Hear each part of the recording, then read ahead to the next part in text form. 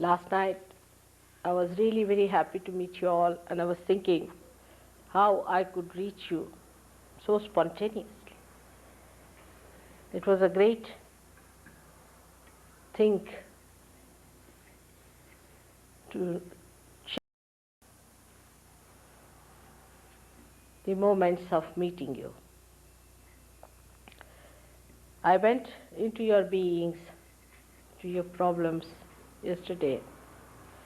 As Gregor said that you all have got mostly the left-sided problem, not so much the right side. Means ego is not so much there as your left-sided problem. And the left-sided problem is the problem that comes to you because of certain mistakes you have committed in your seeking. So it doesn't matter, it can be worked out. But the basic of the left-sided problem comes because I think you didn't get the love of your parents also in your childhood. One of the biggest problems is that of the mother's problem, that you didn't feel that security when you were a child to begin with. It's a mother's side, left side is a mother's side. The another thing could be that when you went into the society, they tried to create diffidence in you by their own norms and ideas about life. You see, their idea of success is very different from the idea of a seeker, because for a seeker, the only success he can have is when he has found out the truth. See, that's what he's seeking. And if one child is born who is a seeker in a family who doesn't know what a seeking is, they are just seeking money or something else like that, which is very superficial and nonsensical for a seeker. The diffidence grows in him gradually in the subconscious, and he starts thinking that, are we mad, or something wrong with us, or are we something strange people? What's happening to us? So how is it that we are so much different from the rest of the people who are madly doing other things, so much involved, and we don't find the fun in that? So the left side starts accumulating that diffidence within yourself. Then you find some friends who are with you, you find people who talk the same language sort of thing, that they are seekers, they have to seek, and they have to seek something. But the another diffidence that starts afterwards when you become a group, or sort of this whole thing becomes known to people who are, say, in the market, we can say, who are in the market, who are just trying to mobilize their money into new channels where they can make some money, you see. So these people, when they come to know about such a group which is still uncertain, does not know how to, where to go, what to do, you see, it's a very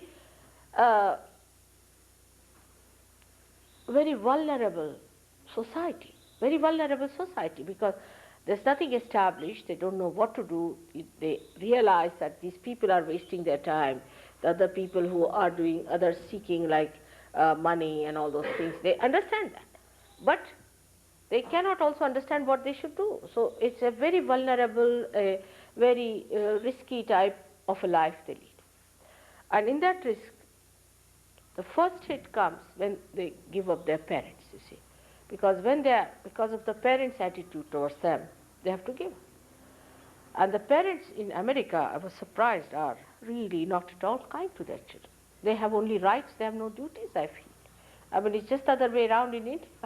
They have no duties for their children. They are rich people, they don't look after your, needs, nothing. I mean, it's something surprising. The other day, somebody told me a story that if the son is having a party or something and he's enjoying himself with his friends, then if they puts the music little loud, the mother in the other house would ring up the police and call him to ask the police to arrest this fellow. I mean, this is one can't imagine in India. On the contrary, the mother, if she knows that the boys are going to have the party, she'll go all out to prepare something nice for them and how to make them happy, and she would disappear from there so that their age group should enjoy themselves. I mean, this is a very common practice in India. So many such things, have crawled up because of, I think, war. I would place it to one of the things is war. Because of war, your parents got disturbed and they got upset. Let's also give them some grace about it. All right. So they were all very much frantic and disturbed and their nerves were broken. Let's take it like that. Now, whatever it happened, then this also the material advancement, so-called, through your industrial development came through. All right. That also put such a pressure on them. I mean, if somebody has a TV, you must have TV. If you don't have a TV, then you are a gone case. If you have some plastics, you must have some plastics. They have some nylons, you must have some nylons. You see, the competition was in accumulating these things all the time. And the machines were trying to create more and more of this nonsense because they are hungry things, you know. So they were consuming all the mother's earth and converting it into all these nonsensical things, which now is a big mountain and is a big problem for you, how to dispose them of. And the people in the household were trying to compete with others in this kind of a nonsensical pursuit. You see, the whole thing was a chaos for you because you are born with a different awareness within you, because you are awakened to a fact that material things are not going to give you joy. And this is what was difficult for you to convince your elders. And the elders also got into the funny ideas of Freud, I should say, and all the people started writing books about nonsensical things, how to treat your children, how to behave towards them. It's something absurd. I can't believe it. It's shocking. When I hear, I mean, there was a girl in Switzerland, she told me that my child, who was only 1.5 months or something like that, died in his bedroom. I said, in his bedroom? I can't understand. What is that? They said, we don't make our children sleep with us. I mean, I can't understand. Just I can't understand. How can you leave? I mean, you can't sleep. Your children are not with you. You just can't sleep. You are so worried. And this is something, you see, from the very childhood. If you are left in another room, you feel, I mean, you must be frightened. And I don't know what must be happening to you. I mean, when I give you realization, I'm even worried about you. Now, what's going to happen to these children who have got realization? I have to leave somebody here to look after you, to consolidate it, to manage it, to make you grow. Otherwise, you may be frightened. It is so. With this, one feels very much disturbed and whom to blame? You see, you cannot blame anyone. The whole thing we can say it was to be like this, so accept it as it is. But it has harmed you on the left-hand side. So to begin with, in your psyche, I would say the problem started from the time you were born. Now, you took your birth with your choice. You decided to be born to these parents. You thought them to be sane people. Maybe your mistake. And then you took your birth in this great country, which had also some greatness about it, no doubt, which I will tell you now what is the greatness of this country, is why you were born in this country. And then thirdly, that you had to live with your own nature. You could not take to the nature of other people. And the difference between the two, the gap was so great that you just couldn't manage it, you see. And you had to get out of it. And once you are out of your home, you are absolutely vulnerable to these people who are attacking you. Because you are not yet matured enough to face them, you are quite young, and you are suddenly attacked, your innocence is attacked. Then now you should not do this to your children. That is very important. But now the children are going to be very powerful people. Now look at the matured ones sitting here, just like great, grand, old mothers, you see. They are watching the things. Like when I went back, these two boys, one without a shirt, one with a shirt, standing there. I asked him, what are you doing here? He said, we are looking after all the crooks who are trying to go inside. And we are protecting you from them. These two little things, one was so big, still they are. They have put all their toys there to fight. You see, all the crooks that are going in. So they are all standing there, both of them. So it's like that. You see, these great children are to be born, no doubt. But in between is your generation, which is a very important generation for me, because you are the foundation of that great kingdom, the kingdom of God. So you are also very important. So the first thing you have to do, as I said, to say that, Mother, I am not guilty. Do not take anything upon yourself. Say that, Mother, I am not guilty. You don't blame yourself for anything. All right? First thing. Secondly is that the left side gives you a kind of a diffidence. It's such a vicious circle, you get a diffidence, all right? Because of diffidence, you do not get your realization, maybe. Even if you get your realization, you go little bit coming, little bit going, you see all the time, and you get more diffidence. Then the vicious circle starts. The diffidence again stops your feeling the vibrations. Again you get into diffidence. You start blaming yourself and hating yourself. Again it goes in a very bad vicious circle. So first and foremost thing for all of you is to have complete confidence into your faith that you have to seek something beyond. First say, this is the first faith you should have, that you have to seek something beyond, and whatever you were doing in this may be mistaken, doesn't matter, but your aims were correct. Your aims were perfect and your aims were correct. All right. Now the second thing you have to know in yourself, that you are not all these things like the worldly things that you see, but you are the Spirit. You are the Spirit. Now believe that you are. Do not have diffidence because you have failed so far. Doesn't matter. Whatever has happened, ultimately if you find it, you find it. So second thing you have to know. Second thing you have to know that you are the Spirit. This is the second point, and I was gradually yesterday strengthening your left side, of which you are not aware. Perhaps you think that you are very egoistical. Some people think like that, and that this is the ego. But mostly this whatever ego you had is also finished, because the way they were bumping at it, you see, so it is hurt ego. And it may become a guilt within you. You say, oh, I should not have done this, I should not have done this, I should not have. No use worrying about these things. No use going back onto it. So because of this, you see, the left side, which is a very important side in Sahaja Yoga, is affected. And it starts right from the Swadhisthana, in the Swadhisthana chakra. As I told you that I am going to tell you about your chakras, but more relating to the left side. Left side, as Gregor has written a book, Advent, in which he describes it as the sin against the mother. And the right side, he says, the sin against the father. Not the mother who has given you the birth, but the Shakti, the primordial mother, the power of God's love. Sin against her is the left side, and sin against the father is the right side. So countries which are developing now, like India, you see, they are trying to develop into your style. They are going to have plastics and nylons and everything, then they'll take to drugs, then they'll become hippies, and then this will happen, and then I'll have to give them realization. Before going all these circles, they are not going to listen to me. They don't want to short circuit it, you see, so let them go ahead with it. They are now developing. All these countries who are developing, they should come and see you and meet you and know what development has given you. This kind of material you are understanding this so well, but they will not. If you tell them that, they can't believe it. You will be surprised. When I go to India, I have to take nylon saris for them. Though we get very beautiful silks in India, they don't think there's much about it. You see, they think, why don't you bring some nylons for them? So this is what it is. You see, they don't understand. And this is the thing I told you, that the Kundalini is in India, but they are not awakened. You people have realized the value of matter. You people have realized that matter doesn't give you the joy.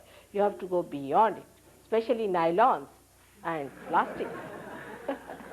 At least this much you understand. But you go to any sophisticated Indian family, they'll give you food in stainless steel. Though they may have brass, they think that, oh, stainless steel is great, you see. All the rich people will take out their stainless steel. Even if they will have silver, they think stainless steel is great. Can you imagine?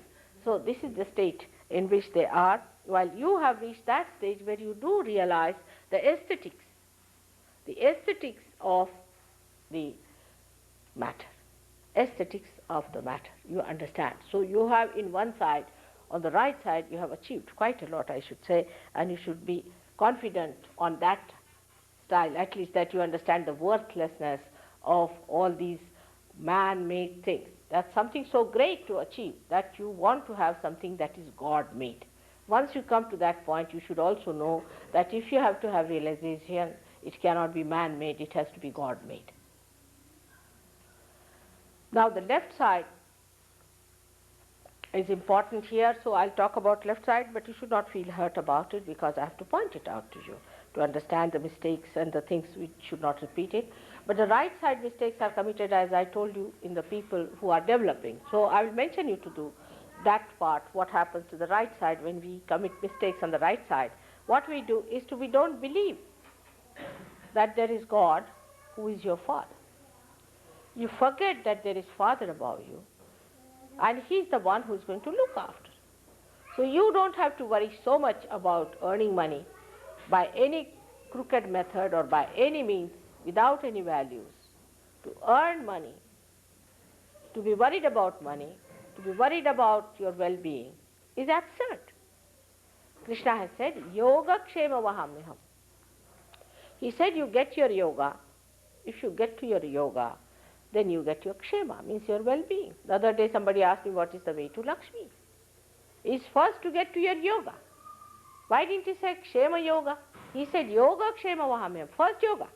First you get united with your divine force, and then your well-being is looked after. It is looked after. Even if I tell you the stories of that, you won't believe to what extent it looks after your kshema also. You don't become Mr. Ford, because that's madness.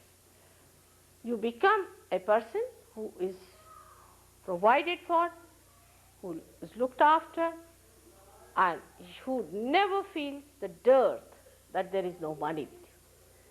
That's what is kshema is, in which your health improves, material things improve, everything improves once you have got yoga, which is promised by Shri Krishna 6,000 years back. I am not saying something new, it was said about 6,000 years back. So you become a realized soul. By becoming realized soul, you realize that your Father, God Almighty, is the richest man in the whole world. He has everything. From where does it come? It comes from Him. Riches that we think are riches are not really riches. The one He gives you, the one He provides you, are miraculous. These are miraculous things. And when it happens, I'll give you one example for this. Like in London, you see, we didn't have any place for the boys to live in and girls to live in. They wanted to form an ashram. There was a lady who bought a place because she had sold her place. She bought a place, a dilapidated, a ruined place in Lambeth Vale. Of course, you'll be surprised that William Blake has said, because I laid the foundations there, and it was, he said it, that the foundations will be laid in Lambeth Vale. He said that England is going to become Jerusalem. And he said in Lambeth Vale the foundations will be laid. Imagine this, William Blake and his prophecies. I stayed first in Surrey Hills. He has written that the first beacons will be lit in Surrey Hills. Can you believe this man? How good he was in prophesying. Whatever it is. This ashram could only provide rooms for very few boys and girls, and a big problem for them. So they said, Mother, we have to have some more places to live in. What are we to do? I said, all right, now you pray for it. Just ask. And a boy came with an idea, we should form a co-op. So they were not willing to form a co-op. They said, Mother, it takes 10 years to get a nice place in co-op. It's useless. I said, if he says so, just go ahead. So they formed a co-op. Can you believe, within 1 month's time, they got a huge building with 15 large bedrooms and big halls and all that for them to stay, paying only £70 for the whole building in 1 week. Can you imagine?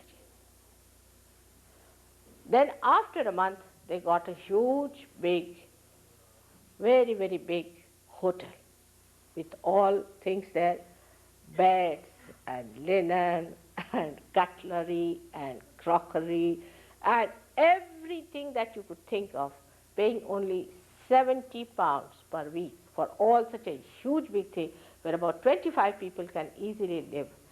And they have got halls and basements and this and that. We had 16 marriages on the Krishnashtami day. And all these newly married couples stayed in that hotel very nicely, paying nothing because you don't have to pay there. But these boys might have paid, I don't know what they did among themselves. But this is what it is. This is a kshema. And such a beautiful atmosphere in that place, everybody enjoying the pure knowledge and the pure love. Now we are on the left-hand side, and when I will discuss about the chakras, I'll be dealing, pertaining more to the left side and not to the right side, which is the side which we say is of material well-being, or say how do you get your physical well-being. You also get your physical well-being through this. Just raise it a little too. I can't quite hear. Can you see, all of you?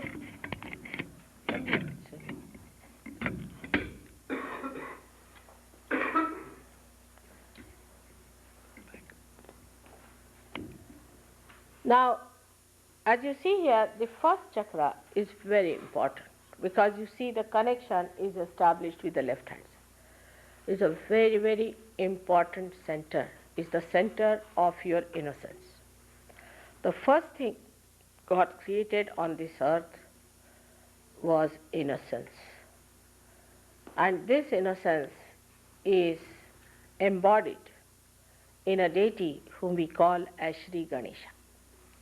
This deity was created long, long time back, much before anything started on this earth, the Omega and the Alpha as you can call it, and he incarnated on this earth as Lord Jesus Christ.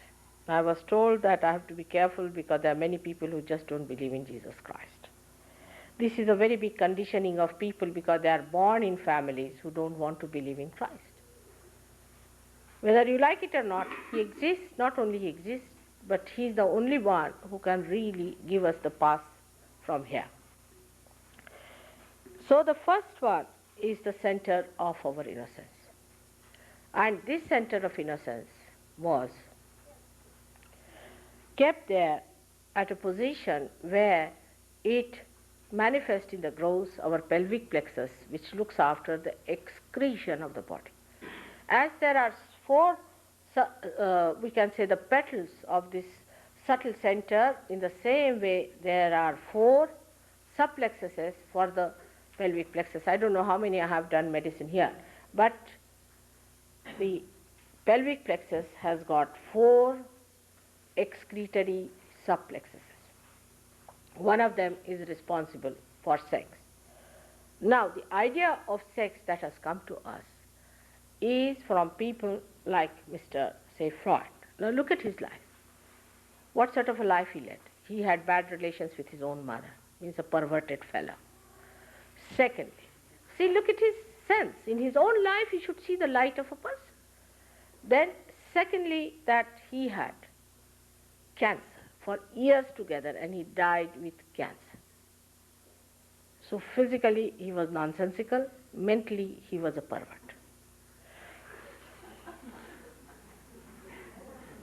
Yes, I mean you must see the person whom you try to follow, all right? So it's so logical.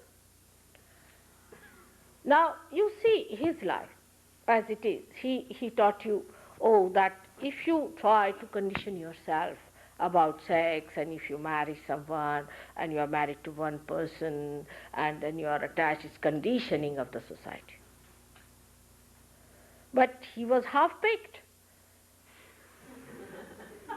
because you are not on your left side. See, if you say that what's wrong if I do this, what's wrong if I do that, what's wrong if I do that, if you go on like this, then you forget the other side, which is the ego.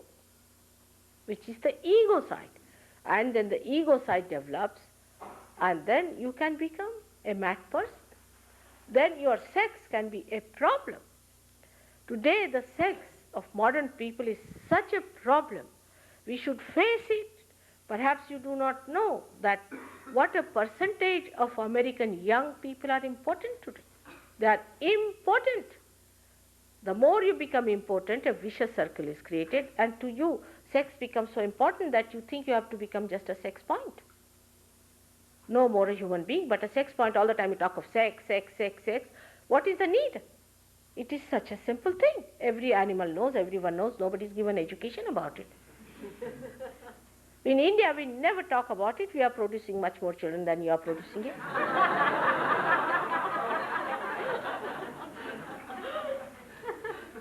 There's also another reason why we produce more children is The load has to be on us because children don't want to be born here. The conditions are so bad. In England, 2 children are killed. 2 children, can you believe it? Is announced. 2 children are killed every week by parents. I mean, I can't think of one parent in India who will do that. One.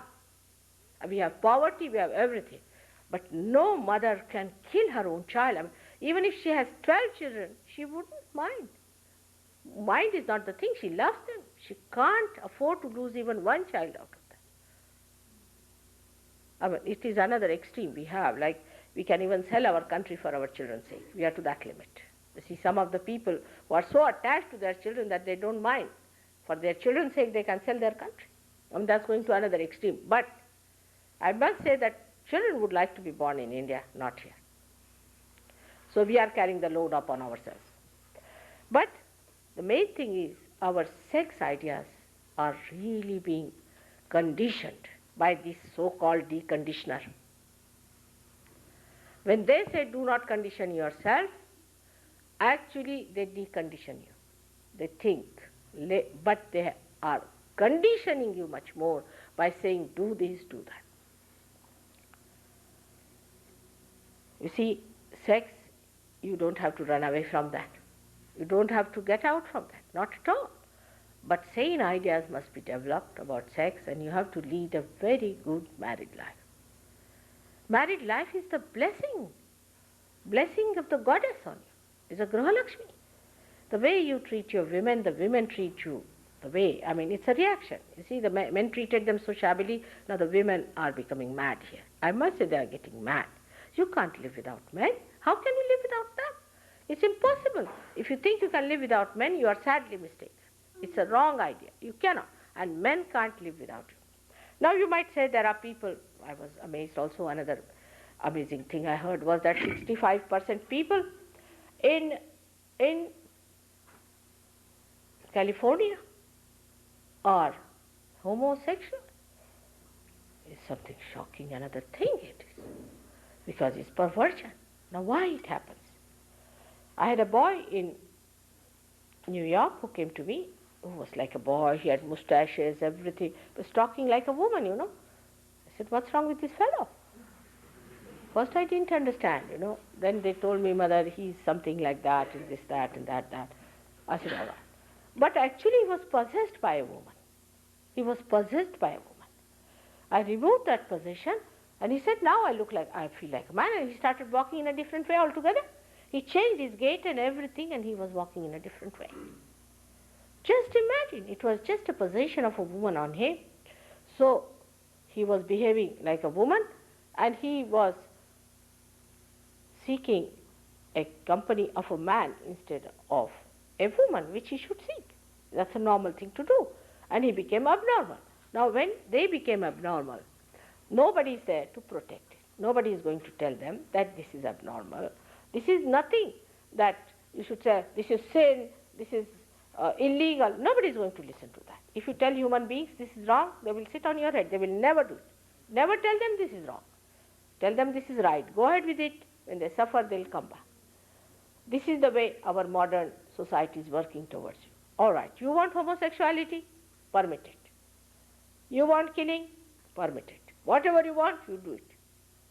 Well, they have a feeling behind them that once you allow them to do what they like, either they'll be finished completely once for all, headache is gone, or once they realize they'll come back to normalcy. I think this must be the basics for everybody not going into it and finding out that 65% people are suffering from such an absurd thing, which is not at all joy-giving. It's never joy-giving.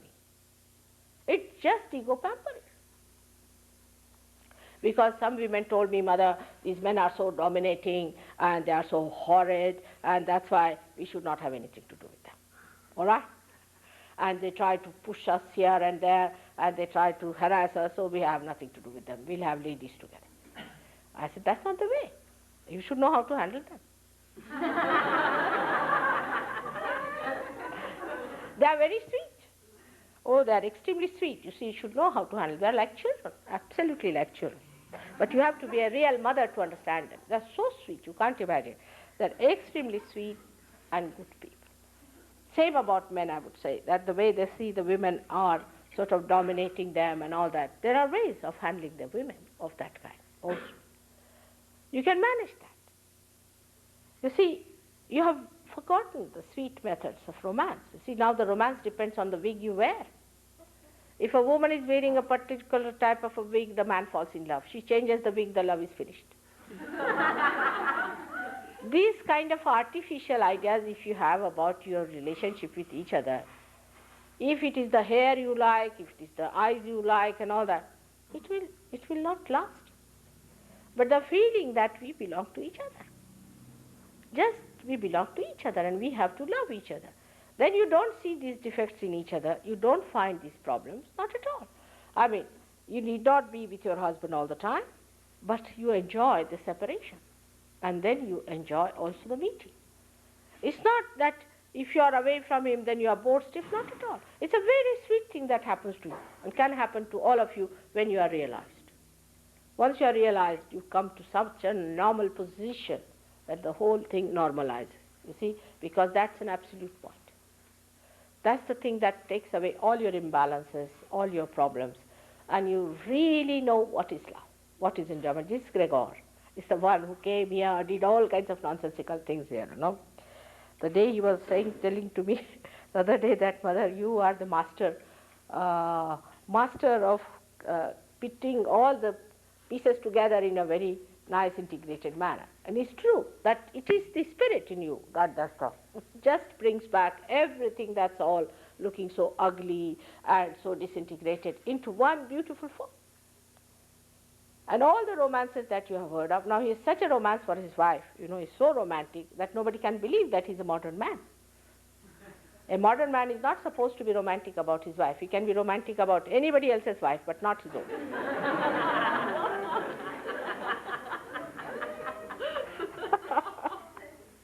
So this is the absurdity of our ideas about love. She's your own. Why not enjoy your own things instead of enjoying somebody else's things? Like in India, you see, supposing you get an Indian, he may be a thug, he may come to your house and run away with your things, you know, may run away with all your things that you have, can't do it. But if you get another one, a Western man in the house, he'll run away with your wife only. You don't know what he will do. He'll talk very sweetly and run away with a wife. And he will think, oh, I've done such a great thing, she loves me, and he is not bothered as to the whole system of the family is finished, the whole thing is finished. Like we had one boy, a journalist, who was 26-year-old, and his friend was 24-year-old, and he invited the friend to his house. The mother was 48-year-old, and she ran away with the friend. And 4 children were left behind, and her father didn't know what to do. She had a divorce, and she got the house divided. The children are thrown to places. I mean, this is absurd. How can you do it? And she came to me, oh, I'm in love with him, Father. I said, this little boy who is younger to your son, how can you be in love? Are you mad? You must be mad to believe in such a thing. And the fellow was interested in her money, perhaps, maybe. I don't know what he was interested, but they were in love, supposed to be in love. I don't know what sort of a love is this one. See, how can you be in love with your great-grandchildren? It's absurd. You know, this is so absurd. You see these 80-year-old people trying to copy with you, going in a pub and dancing like you with the shaking hands and everything shaking and collapsing next moment. What is there to compete with these young children? You are grown up, you are matured, you are sensible, you are sane, enjoy them.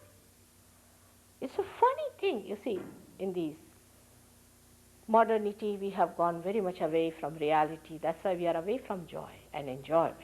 All right, so this is it, that sex it is to be used for its right purpose and to be used at its right point, means at the Muladhara. Christ said one thing. He said, it is written, thou shalt not commit adultery. I say, thou shalt not have adulterous eyes, because he knew this would happen, and he is placed at that point where he controls the eyes. Nowadays we have started doing sex with our eyes, this flirting business. What do you get out of it? Looking at this girl, looking at that girl, looking at this girl, that girl, what are you getting?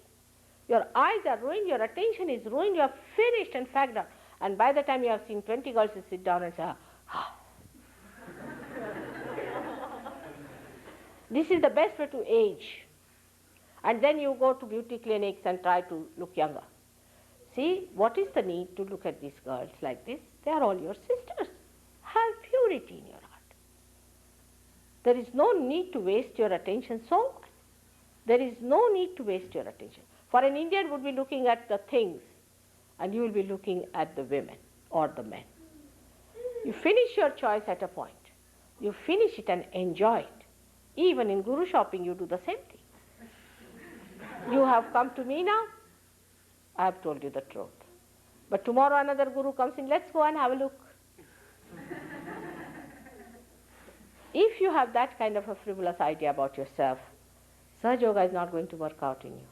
You have to settle down with it. You have to work it out. Your spirit is to be completely uncovered and is to be brought into complete consciousness of yours. You should really become the master. Unless and until you are master, you should not give in. And don't go to these people just to look at them, because you spoil your attention. So, doing sex with your thinking leads you to impotency. If you have to eat food with your mouth, you start eating with your nose, the mouth will be finished because it's frozen, and the nose will be finished too, and you won't be eating either. Whatever things have to do, whatever ways, you should allow that organ to work out that thing. So that's why the spontaneity in sex is lost. You think about it, plan about. How can you plan? I just can't understand. You plan about everything that is so spontaneous. And that's why there is such a problem. And people talk here as if sex is something out of the blue. It is just there, it exists, and you don't have to learn about it. It is all there. And to talk about it also is not necessary. It is your own private.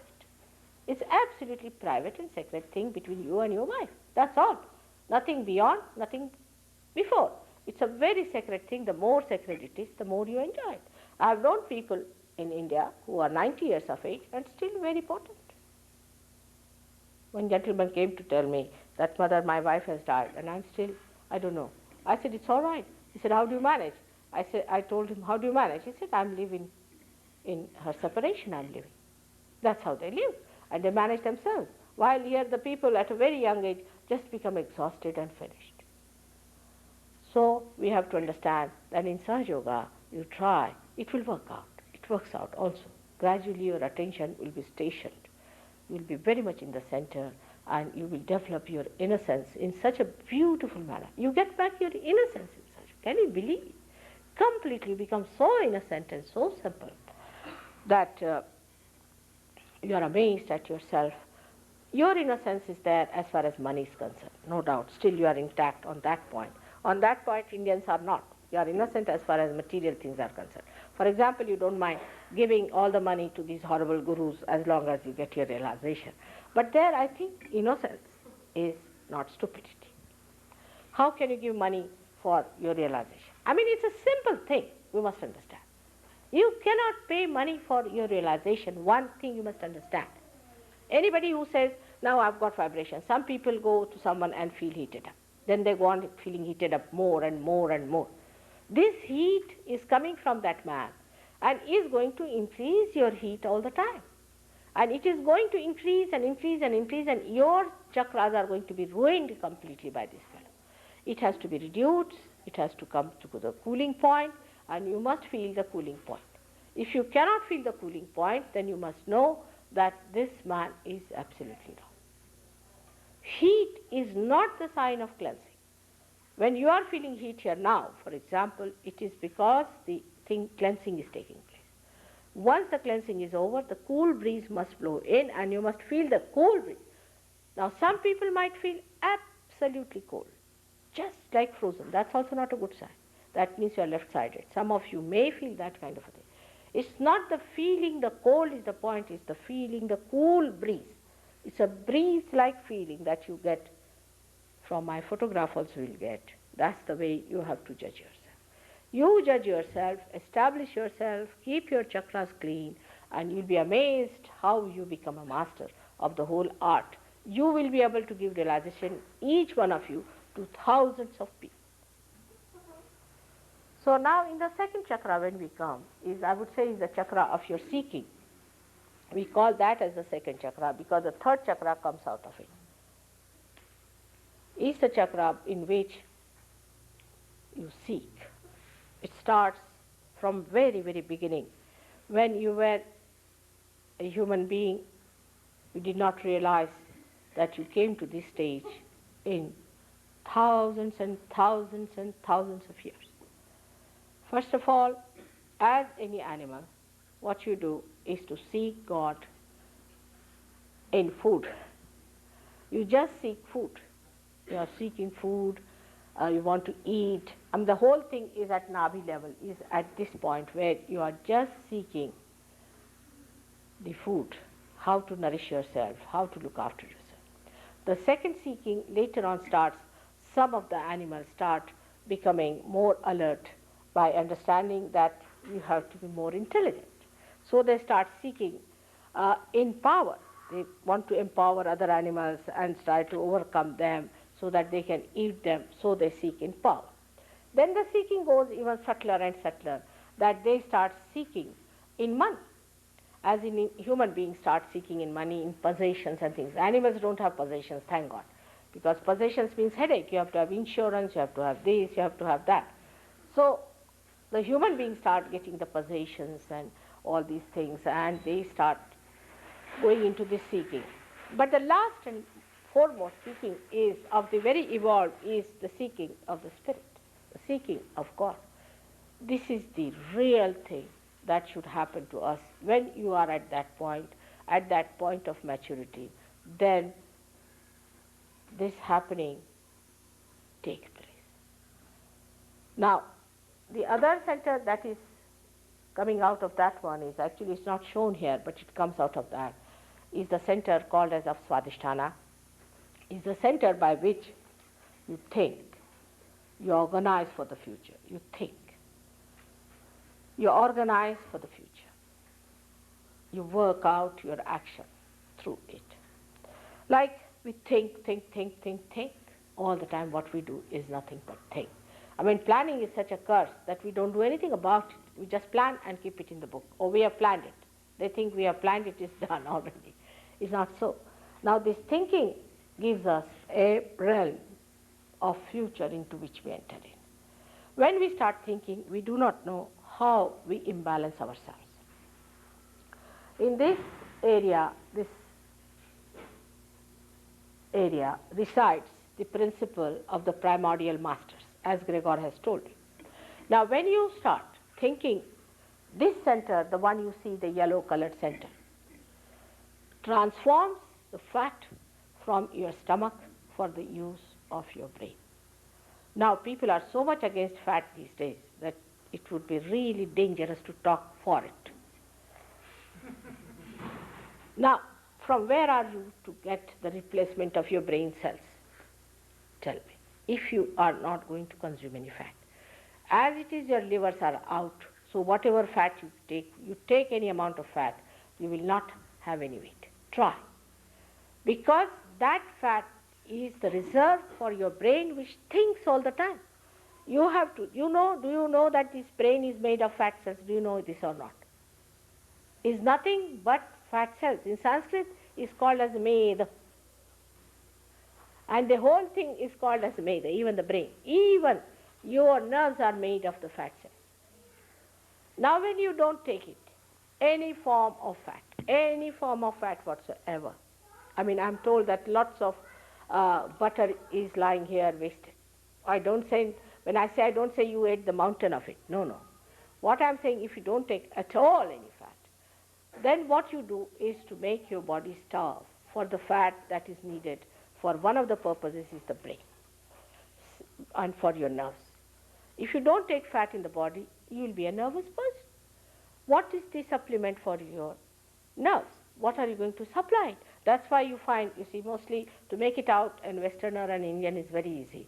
You make them stand before any calamity, all right? The Indian would be silently watching. The another would be going into completely say, everything will be coming out. Or the eyes will be twisting, the nose will be going up and down, the ears will be going like that. They'll be all nervous. The reason is your nerves do not have any sustenance in it. That's lost because you just don't take any fat. Take little bit. I'm not saying the mountains. You see, if I say something, you may jump into the mountain of fat. That's not the point. But just to avoid completely the fat is a wrong idea, creates an imbalance. Now this pore center has to do double job. Firstly, it has to supply the fat to the brain. Secondly, it has to look after your liver on the right hand side. When it moves to the left hand side, your pancreas, your spleen, your kidneys and uterus. Can you imagine? All these things this poor thing has to do. Now if you are thinking all the time, then it is trying to find out all the fat globules it can get from everywhere to supply in the brain. All right. And if it does not get that, then it is a dangerous thing. But even if it gets it, then it is creating a problem for the other organs which it has to look after. That's how people get diabetes. You don't get diabetes because you eat sugar. It's a wrong idea altogether.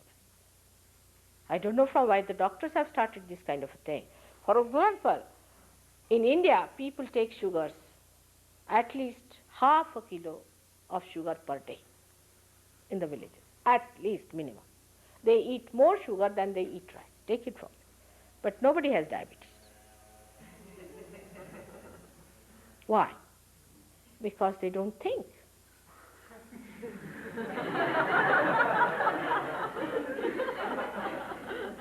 Whatever sugar they take is used for their liver. Now, if you do not give your liver any sugar, now ask anyone how the liver acts. Liver is the one that takes out all your poison. Now, this poison is to be taken out of the liver by water. Now, if you take the water and drink on top of that, what happens? That the hydrogen becomes heavier. I mean, there's H3 added to it, and the whole system of H2O, which has to be neutral, becomes like this, and you can't receive any heat into it. So the whole heat, which is the poison, accumulates in the liver. You get all kinds of liver problems, all kinds of liver problems. Practically, most of the Western people have liver problems, but they don't know it till they discover it. Till they are absolutely on the verge of something very fatal, they do not discover about liver. Now this hydrogen, which pulls it down, you see, becomes like an arrow, doesn't receive anything from the liver, the heat. And such a person never gets any temperature. Even cancer acts the same way. In cancer also the H goes down very much, though it's a left-sided problem, which I'll tell you. But same thing happens, that the heat of the body cannot be taken out by water. So the water becomes a heavy water, you can say. But after realization, the hydrogen goes up like that, and you receive all the heat. And people who have bad liver feel terrible heat on the right-hand side. Now you have to take carbohydrates to neutralize that heat. You have to take carbohydrates. Now if you don't like sugar, eat rice. I mean, if there's some sort of a thing on your head. This also is an enterprise. I must tell you, these food stores are also another enterprise, which is very, very subtle. Very subtle enterprise. You see, as you had other enterprises of gurus, then you had of holidays, you see, some idea must have come. Then these what were there? Singers, musicians were there, 4 of them, Beatles. You know, the one who created them, Beatles, his uncle has told me the story how he did it. It was all maneuvering to begin with. And that maneuvering made people mad, and that madness is still on. You see, people go on into that. It's all auto-suggestion and all those things, they work it out. They're psychologists, you see, and they know how to maneuver people and how to dominate them. They know it, and they manage it. They work it out on your weaknesses, like you do not know about food. Now, some of the health food I ate, it was not for human beings, it was for buffaloes, I felt. Really. Some of the foods were so hard and so harsh. I got such a pain in my stomach. I said, no, this is not for human beings. This is for buffaloes. You are not buffaloes. You are human beings. You have to eat food which is digestible to your stomach. Of course, that doesn't mean you should use this white bread. Of course, that is not the thing which makes your liver completely sort of, or you can say the intestine sluggish. But you should not eat all the fodder of such a hard things like everything you cut because you want to preserve the vitamins. You will cut everything and eat everything like that. Japanese are the worst on this. Japanese are the worst. I mean, there's nothing that they don't eat. They eat everything that you could think of. I mean, you can't eat their food the way they eat. First thing they served me at a very special banquet where the princess was there and all that, was a shell with all these moss around it. See, for us Indians, as it is, we are a little fussy about these things. And my daughters were there. I said, what is in there? It's a, say, live thing. I said, live? We were all frightened. What is live? They said, the oyster or something is live inside. And they poked it and it started going like that, you see. I said, oh God, how do you eat it? And the Japanese just twisted it down and ate it off, you see. And they eat everything raw. There was a boy who was eating peanuts. We asked him, what are you eating? He said, I'm eating these prawns. He was just feeling them out and eating them nicely. Can you imagine? This is the way they eat their food, which is not meant for the human body. You have to cook. But your women are so busy with liberation, they don't cook. They don't cook. You should learn to cook to handle your husbands. You see, if you know how to cook, it's very simple. In our Saj Yoga Center, we teach them how to cook. Because if you know cook, you are the master. You see, men are really so simple.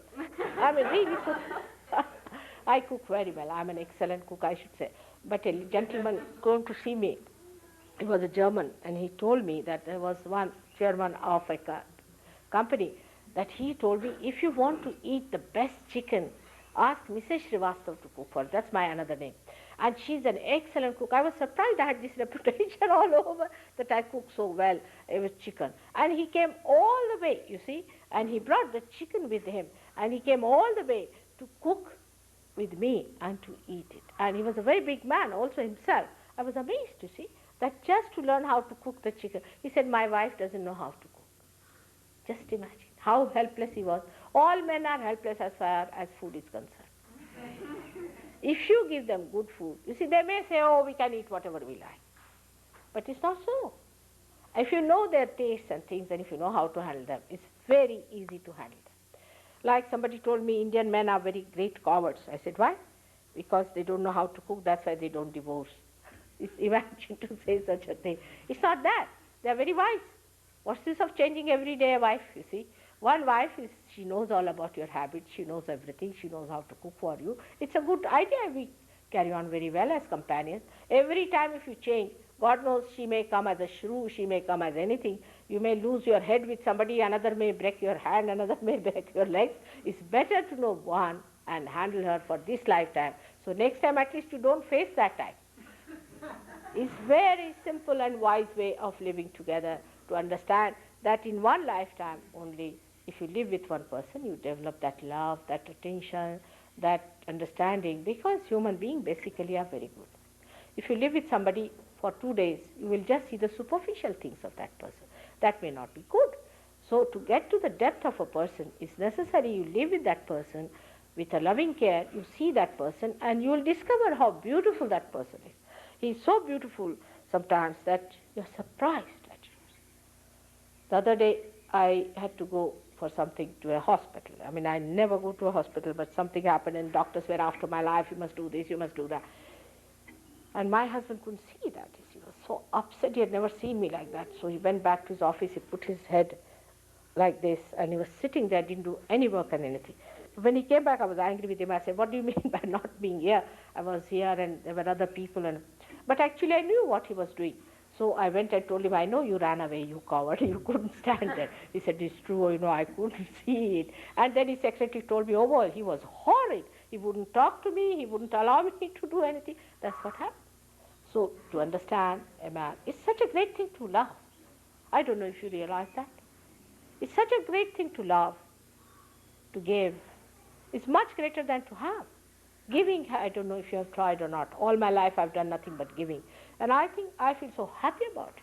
The real source of happiness lies in giving only, not in taking it anymore. It's such a great thing to give. Give, give, give. And you'll be amazed you have no dearth of anything. That is what one has to understand. But to think about what things I should preserve, what things I should give, what is there to think? If somebody likes to have it, doesn't matter. It works out. Now, the second center is also of the Lakshmi center, because you asked me how to get the Lakshmi. Now, this is the center of Lakshmi, because Lakshmi is the deity of the center, and the deity actually who is the male side of it with the one who is the kinetic side. The power is the potential side and the kinetic side is the male side. So Lakshmi is the power of Narayana. Narayana is the deity whom you call as Vishnu. That's why Vishnu only incarnates. Because he comes for our seeking, he incarnates to give us our higher awareness. Always the Vishnu incarnates, or the aspects of Vishnu incarnate. And that's how we have been evolving one after another. For example, when Noah's Ark was built, it was Vishnu who came in the form of a dolphin fish and saved that Noah's Ark. And that's how we were saved. Then a tortoise form it came in, to make the fishes come to the shore and start crawling on the Mother Earth. Like that, a leader is always born, and that leader is the aspect of God, is the incarnation. Now many will say we don't believe in it. So many are like that. We don't believe in this, don't believe in that, don't believe in that. We believe in this and believe in this. Now how can you say that? First of all, know that you say this because you are conditioned for something. You have a fixation. When you say I believe in it, or you say I don't believe in it, you have not reached your absolute awareness, have you? How can you judge? You cannot judge. So you have to become that. Once you become that, you just put your hands and ask a question. Was Vishnu an incarnation? Was it the aspect of incarnation that gives us our realization? You will start getting more breeze, and then you will know that it is so. But this fact about Vishnu, that he exists, you will only know after your realization. When you raise the Kundalini, and if the Kundalini stops at this point of Nabhi, then you have to take his name. If you don't take his name, it won't rise. That's why the mantra is a very big science, to know first of all how the Kundalini is moving. You can say the mantra is like, to give it very gross example, is like a toll that you pay at every point. So when you go up to a gate, now you have to pass through that. Then you pay a toll. But somebody gives you a mantra before realization, it has no meaning. Because you have not started moving as yet. If your car has not started moving as yet, how can you pay the toll? Whom are you paying the toll? You are just paying the toll to the guru, who is nonsensical. You have to go to that point where your Kundalini has stopped, which you can see yourself and feel it. And then at that point, you have to raise the Kundalini higher by saying that particular mantra, then at higher level, then at higher level. How the mantra is to be said, there's a science. This all can become yours in no time at all. And within 1 month's time, you all will be experts of Sahaja Yoga. Take it from me. When I went to Australia, I was hardly there for a month, I think. And within 15 days, see, these people from television and all that, they came to see me. And they said, are your disciples all scholars? I said, not at all. Who told you that I am scholar? Oh, they know so much. I said, because they have become knowledge now. You start learning from others when you start giving Kundalini, awakening and all that. You start learning what's happening, where is it going, how it is working out, how to maneuver. Unless and until you start driving the car, how will you become the master of the car? In the same way, you have to know everything, working it out, not thinking about it. Then people start analyzing, how can this be, how can that be. It's not analysis, it's actual working. Actually, you work it out, the thing flows from your hand, and you are amazed, oh God, the Kundalini is rising. Yes, you can see it. It's come up. You can give realization. Those who got realization yesterday, today you can give realization. What do you say to that? You are that fantastic. You are that fantastic. But know that you should not be shifty people. They say that Americans are very, very shifty people. And be careful on this character. See, everybody has a sign. Like that, you have a sign that you are shifty, while English are hard nuts. So, be careful. Do not be shifty. Settle down on your own spirit. Work it out.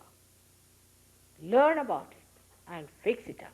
I'm happy to see Michael has come all the way from Los Angeles. I was sorry I couldn't bring you the other day. I was feeling very sorry, and to see you here, I was so heartened and so happy that you have come here to work it out. You see, that's how it should be.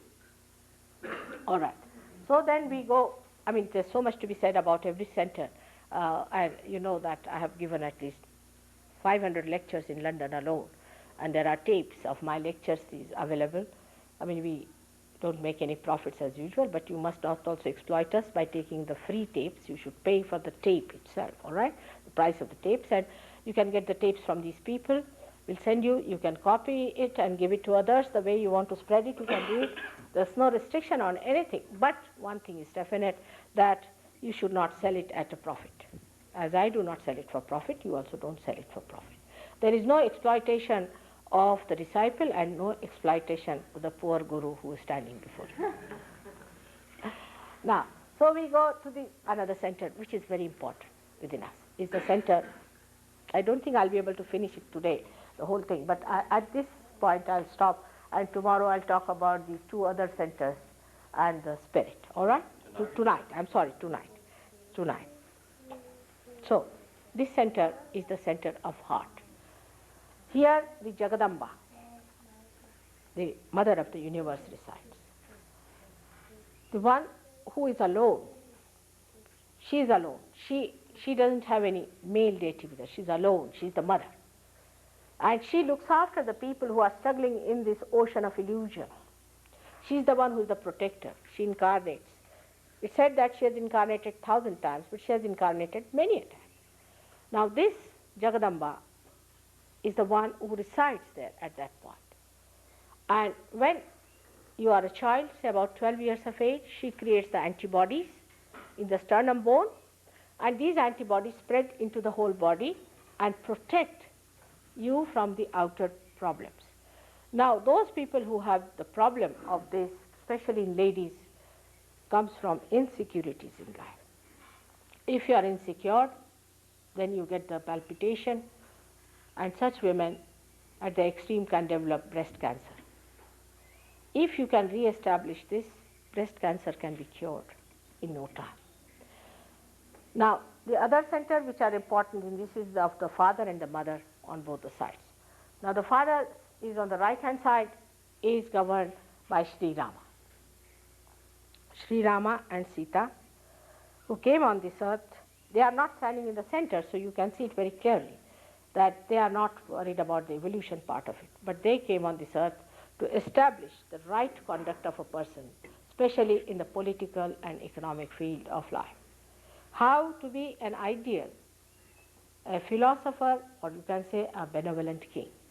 He tried to establish the symbol of that, Sri Rama, and those people who suffer from father's problem.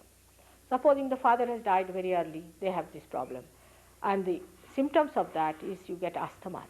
You develop asthmas. If you have any problem of the father, if your father has died early, or your father is torturing you, or you have no respect for your father, if you are a bad father, I mean the fatherhood itself, when it is challenged, you get these problems, and asthma develops.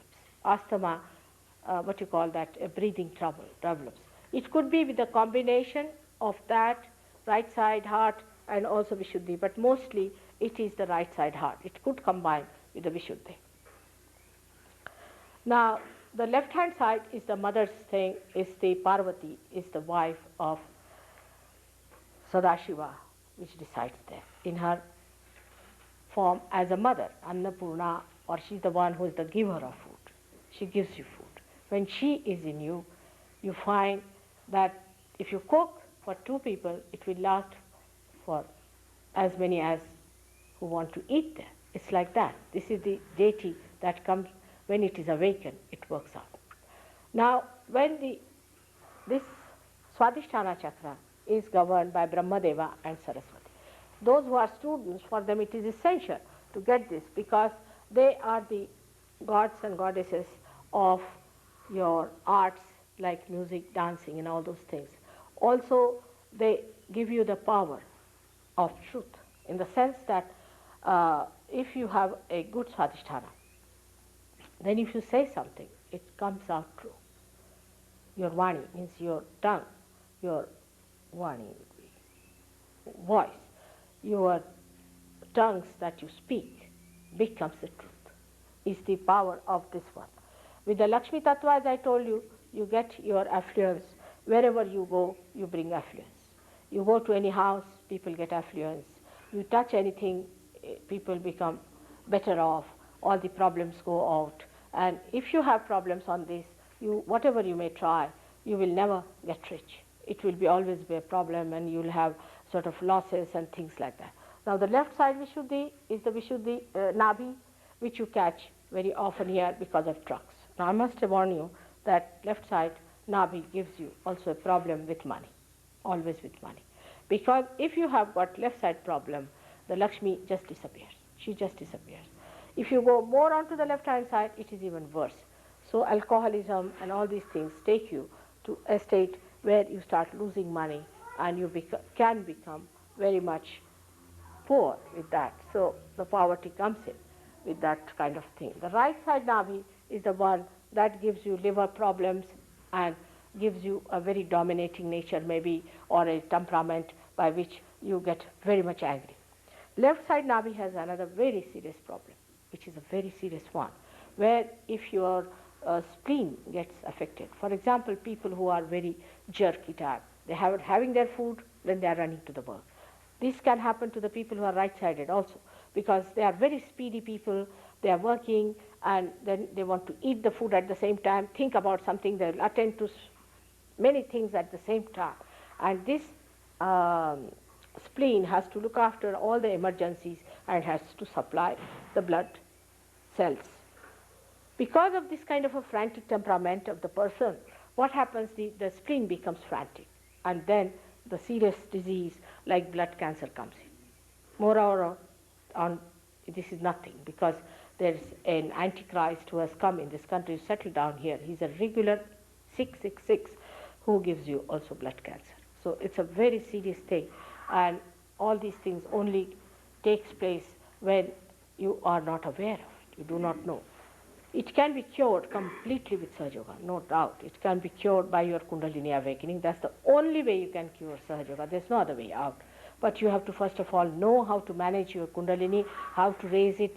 But the first thing you have to do is to give up some of your fixations you have, because it's a new venue you are entering into. And like any scientist, you should keep yourself open, absolutely open, and see for yourself and know for yourself that you have to understand everything in such a way that it should be logical. It should be logical, and through your vibratory awareness, not by your thinking. First you understand it, and logically you will see it is true.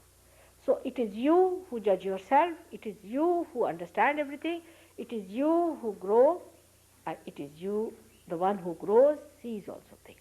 So I leave it to you, all these things to happen to you in your own wisdom and in your own freedom. All these things should be done. But just now I won't say don't do this and don't do that. You will just give up just like that. Because once you find your spirit, you are never bored. You have no time. You are enjoying yourself so much. You have no time for anything, even for smoking you forget. That's how I am a very tricky person. I said no use telling them don't do, otherwise they'll never come to my programs. Let them come and then I'll manage. Then you start really saving money on these nonsensical things, nonsensical habits that you have got, you want to get rid of them, it just works out. So for the time being, I think today is all right, but in the evening time, I'll tell you all the rest of it. And we have got luckily here 2 persons who have agreed to stay. She was in London and Michael was with me, who are deciding to stay in Santa Cruz. It is she who brought me here. It is she who gave all this idea. And it is now her responsibility to see that you are put onto the right path, and that without challenging your ego, she should do it, because it can be dangerous also. So, because she is one of you, so you may not like it, her telling you something, so don't mind. You will become like her also. Don't feel that there's something aggressive about her. That is very important, because with me it's all right, because first of all I'm a mother, and also I'm something different. But for her, you will think she's just like you. So doesn't matter. You will become like her, and you will, can also give realization to many. Thank you very much. So any questions? I'll answer them.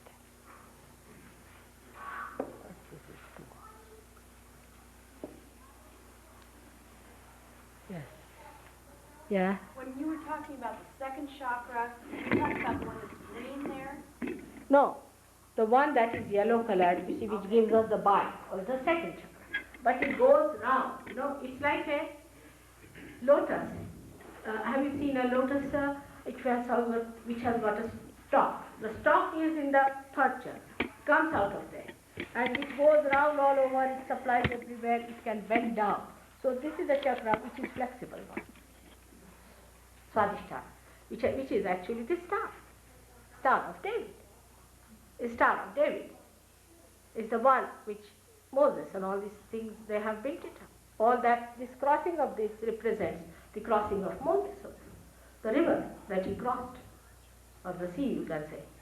All that is represented here, because it's the sea of illusion you cross. It's the work of Moses himself. The Star of David.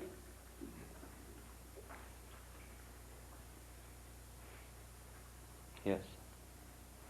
Will you explain the difference between self-consciousness and self-realization? The difference between self-consciousness and self-realization. I don't know what is self-consciousness, but self-realization and self-knowledge is the same. But self-consciousness, what I learned, my own Indian English, I would say, is that you are very conscious of yourself, that you are very particular about your body, and you are, there's another word for that in English language, is that vanity? Something. That's different. Self-knowledge, Atma Bodha, knowledge of the self. One by one, all right. That's one here, one there, then. All right? Huh? Last night I went home. I was here last night, and I went home and did as you told me to do.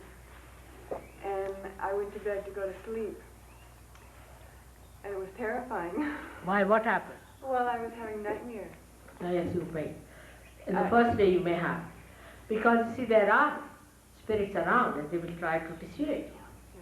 What came was an image of my mother, and it was her. She was killing herself. Your mother? Yeah. It can be anything. You see, what happens sometimes when you sleep, I mean, you must have had, first of all, a very deep sleep. That's one thing happens. But when you come out of that sleep, sometimes you pass through your subconscious area in the beginning, and the impressions that you have had in your sushupti, which is the deeper sleep, are not there. But you just remember what you have seen in your present subconscious mind, see, and you touch that. But afterwards you get rid of it, no problem. It happens. Also, I want to ask you a question about, you said last night about drinking, and when people become alcoholics, are they possessed by negative forces? They could be, very much. Okay. Because they go to the left side. You see, if you drink, you go to the left side. You are in a vulnerable state then, because you enter into an area which is unknown to you, is the collective subconscious. And people can attack you, see, which is possible. Like Michael himself will tell you, he was, after realization, he started seeing them the way they were there. He could see them. And then he could find them better, because if you become something else, you can find them better. Otherwise they are in you. Till you become mad, you don't know they are there. Also, is that passed on from mother to child? Very much. Very much. Very much, no doubt. You see, you share them even from your friends sometimes. That's what people don't know when they deal with other psyches and things like that. They don't know that there is a way of protecting yourself from this. You have to protect. It's very subtle. They are just like diseases. They spread and they can attack you. They can get into you. It's very simple. It happens. Like I'll tell you, he and his wife, now they just announced their marriage, and she has been to some clairvoyances and all that. They were all in her, she didn't know, she got a realization on it. The day the marriage was announced, they couldn't bear it, that happiness of his wife, you see, so they all came back on her. And she got so possessed, she started looking like a man, talking like a man. It was a big problem. They had to come to London to get it all right. Yes, they are there. We can fight it out. No difference. We know the method of doing it, all right? So just don't worry. It will all. Yeah, one by one. Now, Yes. this gentleman, what have you to say? Yesterday you talked about your body as the temple of God, and I'm noticing that you're drinking Coca-Cola. I'd like you to comment on what is it that you like about It's Coca-Cola? perfectly all right with me. I can even take poison. No problem. You don't compare yourself with me, all right? I have to take poison also. I have to do all these things. So don't compare yourself with me. But this Coca-Cola is not so bad as people talk, I can tell you. It used to be very bad before that they were making about, say, 2 years back. I couldn't take that. But there's nothing wrong with it. I think it's sort of also I feel, I don't know, but maybe some sort of enmity is sort of an enmity that it is very popular. Maybe people are trying to say something. Because nothing goes wrong with me when I take it. If it was poison, I would know it's poison. But there's nothing so wrong with it. Because you see, I don't know, whatever they give me, I drink. I don't mind. But of course, not the alcohol. Even if I take alcohol, nothing will happen to me, but I would not take it. Because I don't need it at all. I'm already in the spirits. I don't need it. But now with taking, I don't think there's wrong in this Coca-Cola. It used to be bad once upon a time, I would say about a year back or so. I never liked it. But now I don't mind because something they had it in it, is they have removed. There was some sort of Too funny. expensive to put cocaine in it now. Now I don't think they put any cocaine. Now they must be putting cocaine. They used to. Now this is it, all right? So there's nothing wrong with it. It's a commercial. Yeah. They must. Yes. Now how many questions? The fellow there, yes. No, this one is first of all Which with one? specs, because Okay. I told you. I was wondering, how is it best to cook the seeds of delusion, or will the Kundalini take care of that on its own? How is it? How do you get rid of the seeds of delusion? Yes. He says how to get rid of the seeds of delusion. Will Kundalini look after that? Of course. That's what I'm saying. Once the light comes in, that all goes out. The darkness goes out. You will be amazed. Yes, it's true. Yes. Now what's it, Michael? Now you have asked me so many questions before. Still on, huh? Let the others ask. Now what is it? You can come home and ask me now. What Yes. is it? Yes? Yeah, Mataji, do you manifest yourself in dreams? Pardon? Does she manifest herself in dreams? To you? No, that Mataji manifests herself in dreams. Do you manifest yourself in dreams? She understood. I don't know what I should say. I do so many things I cannot confess them to you. I'm sorry. It has to be done. What to do? There's some way of communicating. Your television wouldn't take me on.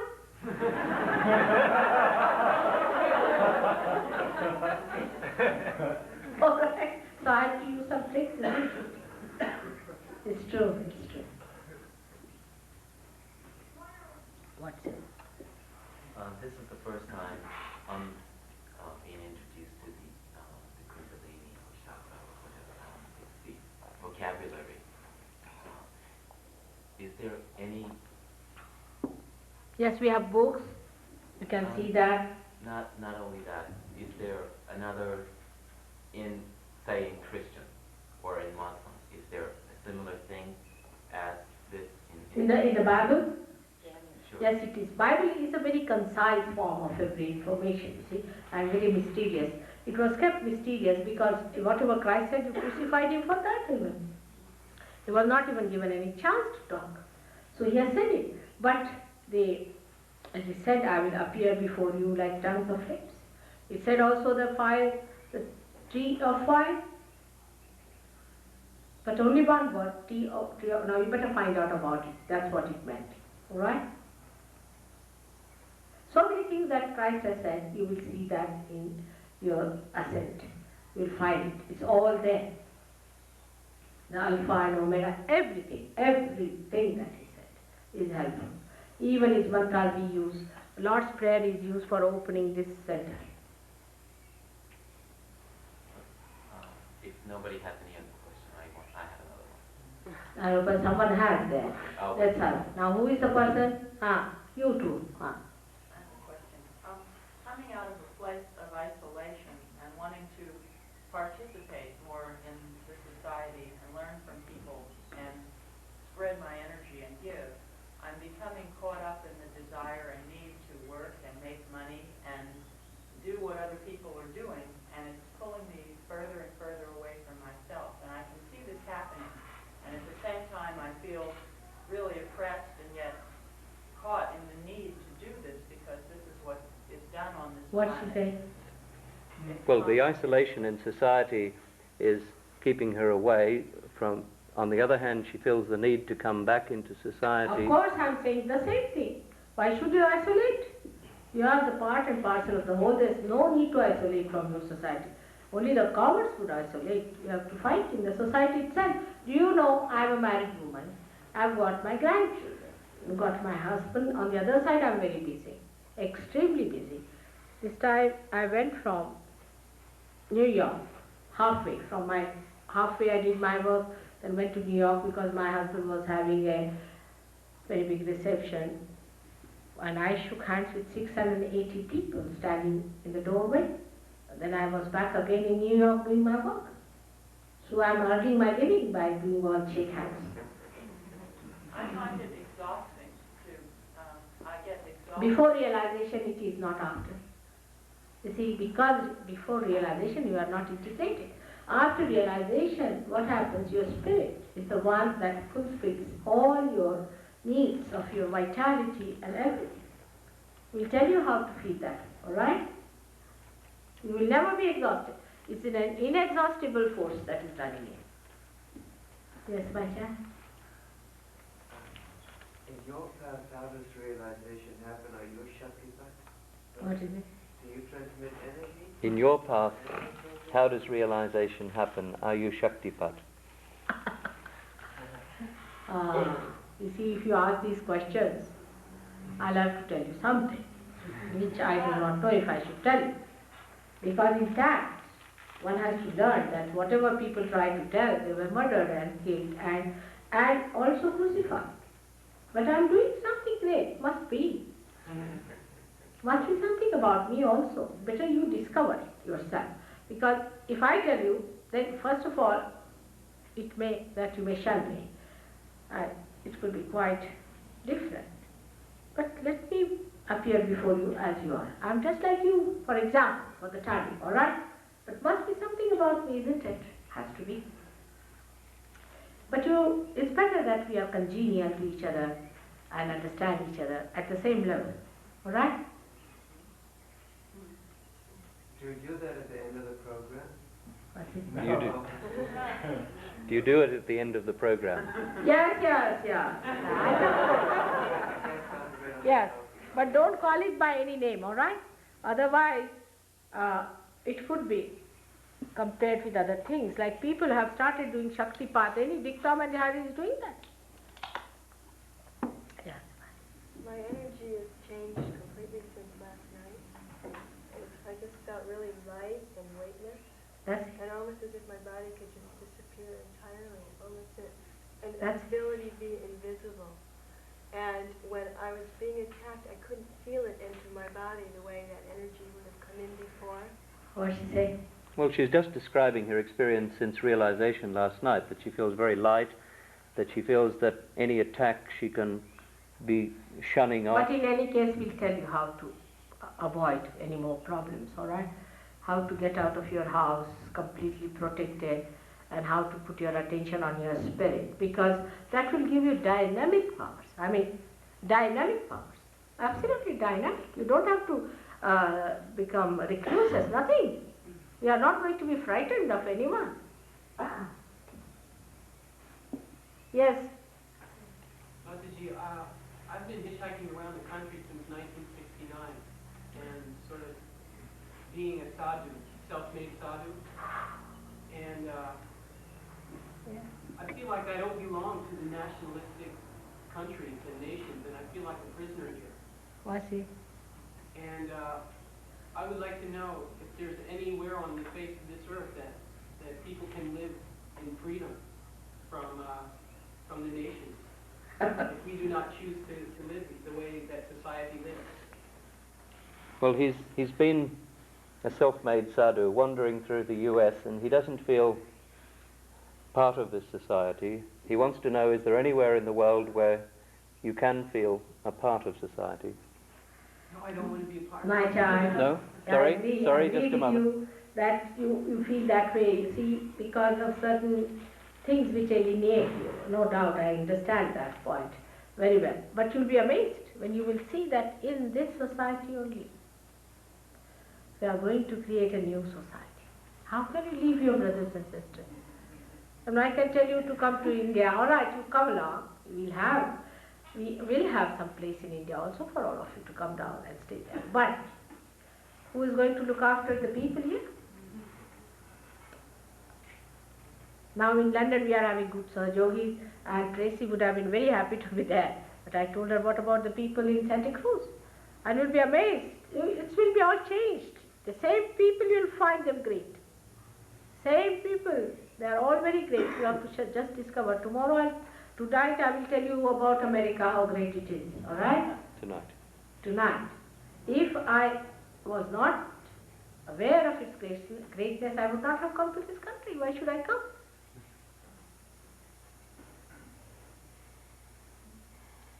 Yes. How best to continue with your teachings if we can't come tonight? What's he? How best to continue with your teachings if he can't come tonight? She is going to be here. Better to be here if possible, because there are books that, you see, it is something that has to be practiced in every day-to-day life, you see, with your friends and things, and it's things that grows within yourself. It is not any teaching as such, it is the growth that takes place. Can I just make an announcement? That we have circulated a pad where they... Sorry, 1 second.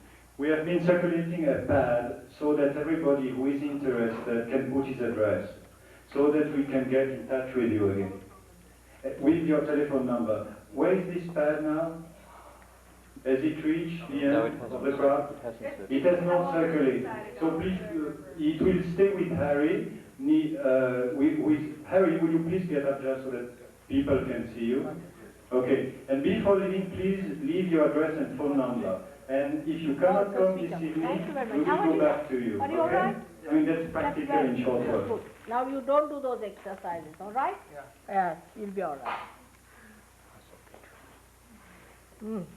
Yes. Yeah.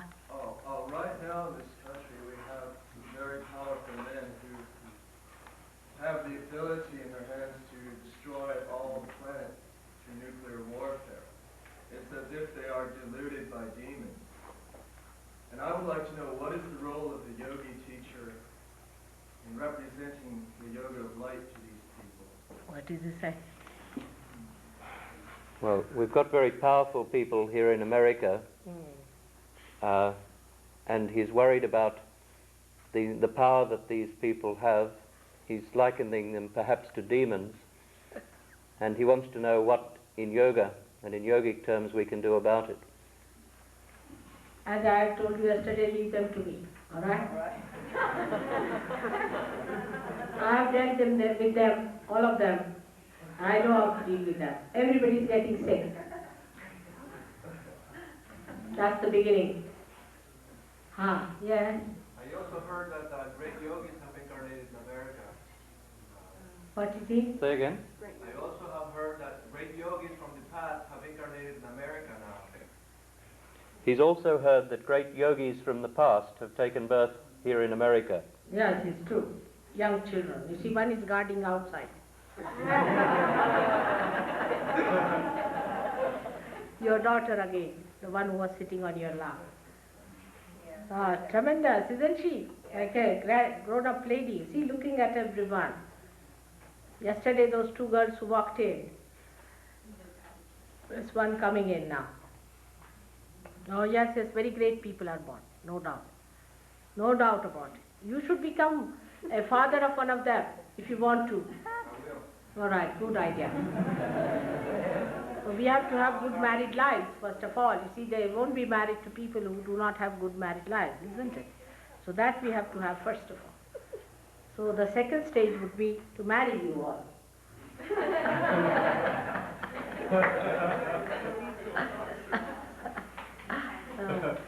Yes. The man in my life and I would like to be able to dream together, find ourselves, each other in our dreams, and have a dream together. How can we do that? What she did. The man in her life and she want to be able to dream together, see each other together in dreams. Why you don't are together in reality? Yeah. That is the dream itself. Reality looks like a dream, you know. It's so beautiful. Best thing is to be in reality. Everything in reality, in present, every moment. Every moment of life is dynamic. We don't live in the present. We live in the past or in the future. This would be living in the past or in the future. Just enjoy what you have. But that I cannot just say that it is happening again. I would say it's happening. I cannot just say you be in the present, it won't work out. It's a brainwashing that. No, it has to happen. Right?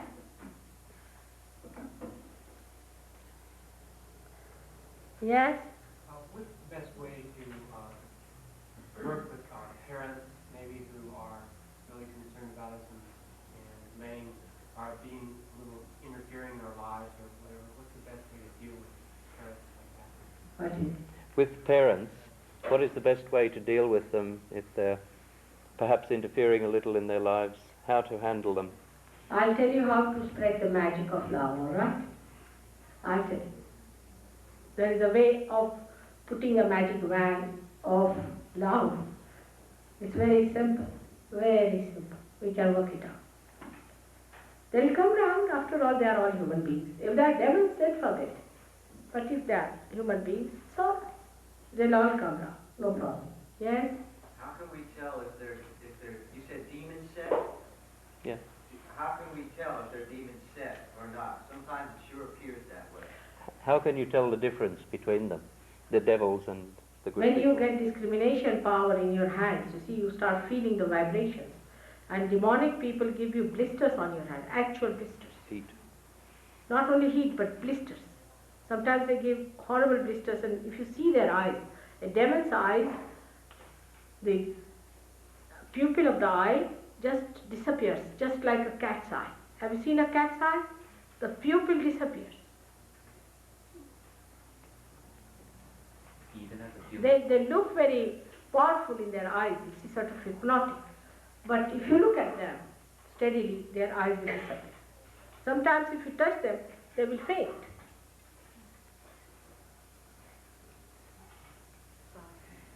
Yeah, no, Alva. Yes. I want to continue hearing about the second coming of Jesus and Bible prophecy and how accurate that is, because you mentioned the Antichrist, and I have this definite feeling that something very heavy is going to happen, and a lot of people feel it's going to be like a heaven on earth, but there will be a massive destruction first, and maybe Jesus will only be a mental hallucination, that he will not really return, but I have this sense that something's going It's correct. You say it's going to happen, but don't ask for it just now. Let us work it out. See, let's say as many as we can. It is going to happen. It has to happen. The last sorting out. Then nobody is going to tell you, comfort you, redeem you, nothing. It's just going to happen, the last sorting out. You see, so we are just to enter into the kingdom of God, then we'll knock our doors and we'll be happy. All right. So don't worry about the destruction. The rest of it, whatever is to be destroyed, has to be destroyed. But that's not you, by any chance. Yes. I've been taught that in my spiritual life, that in all our spiritual lives, there's a difference in your handedness. Say, left-handed people think a little different than right-handed people. I was wondering if in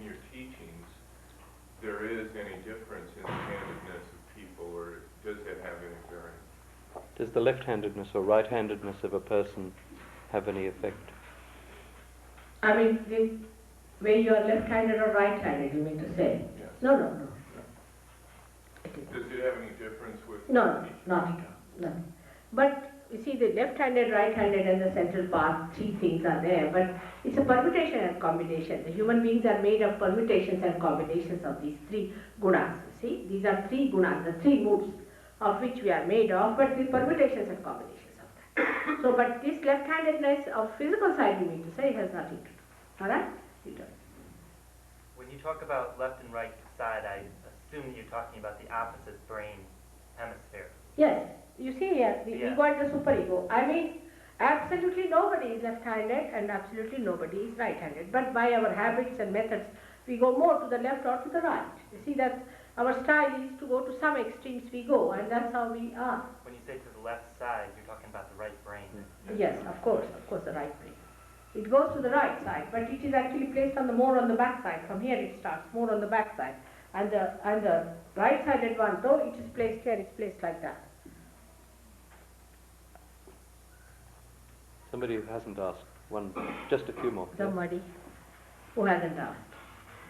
Several places in the Bible, Jesus referred to a return, and I don't know if the scriptures are explicit in calling it the second coming, but on the Mount of Olives he told his disciples that many shall come in his name claiming to be him, and many will be deceived. Brother will turn against brother, and nation against nation. You hear of wars and rumors of wars, and there will be famines and pestilences and earthquakes in diverse places. See that ye are not troubled by these things, for they must needs be. It says, many false prophets shall arise and shall deceive many, and were it possible, even the very elect of you. He's just quoting from the Bible. I'm quoting from Matthew 24, Mark 13, and I believe it's Luke 7 also. References to something cataclysmic and the return of the Son of Man, who shall come with great power and glory. 11 Rudras, you see? They are called as 11 Rudras. These 11 powers of destruction are called as 11 Rudras, which I will tell you tomorrow. Where are they placed within us? My question is, how do you recommend people to distinguish between that which may be a true prophet and that which is false prophecy that comes from things that look good but inherently are not good? That's exactly the thing. I want to refer to, and I say this, hopefully non-judgmentally. I have been told by disciples of Sun Myung Moon, by disciples of Guru Maharaji, by followers of Love Israel. I know all of that. I've been told by their disciples they all say the same that thing. Their master is the return of Christ. And the Bible tells me if a man comes to you and says, go into the desert for Christ is there, or out on the mountain, don't believe it because it's not true. Now, can I tell you now, what you are telling is, I understand, it's true that they all say the same thing. They have to say the same thing. See, the false people have to be exactly like the person who is a real person. Now, how to make it is the problem. The problem is how to make it out, who is true, who is not. You were not there yesterday, were you? No, that's the reason. You see, you have to repeat it now. But I told them at the very outset how to make it out.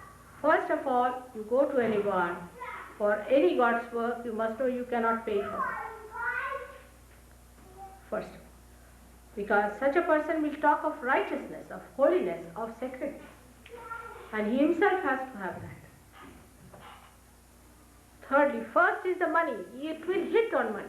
If you just say one point, even is sufficient. Second, what have you got from?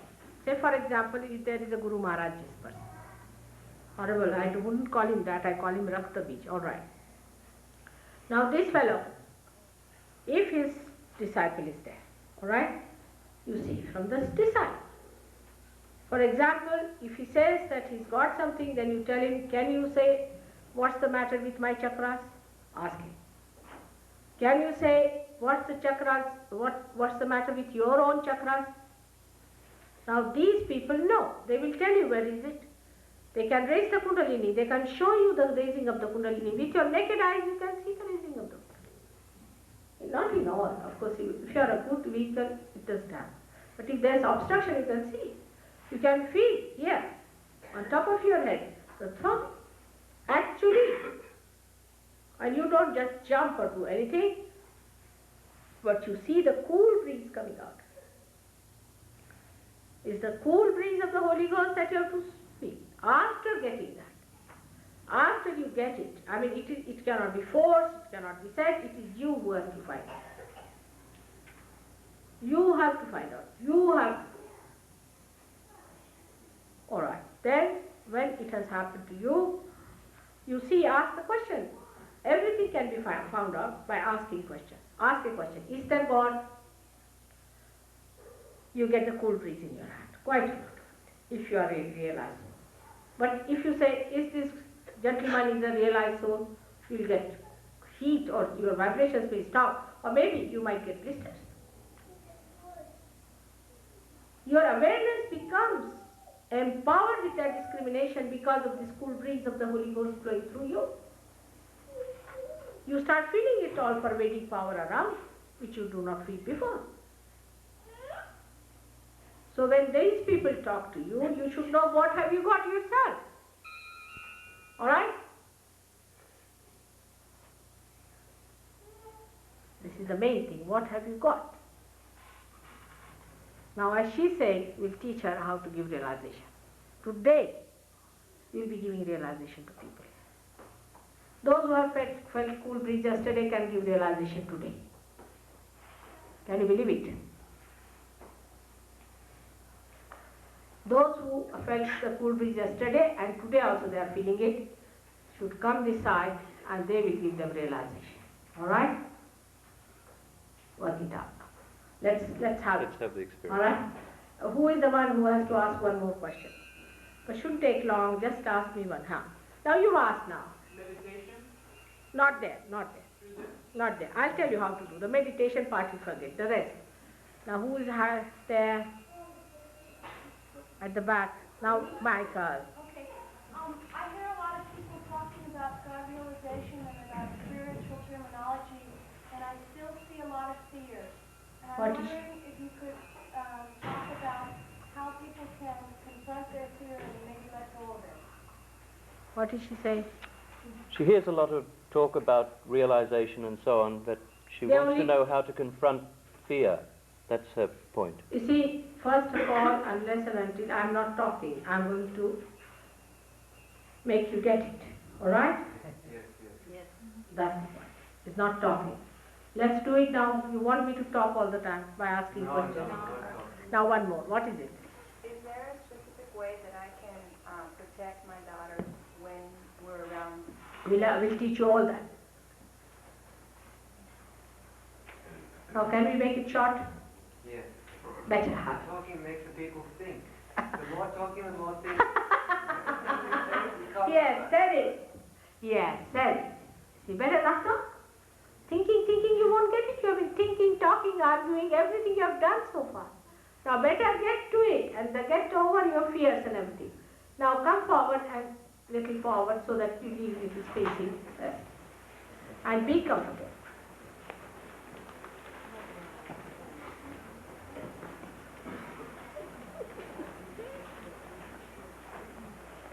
All right, sit down.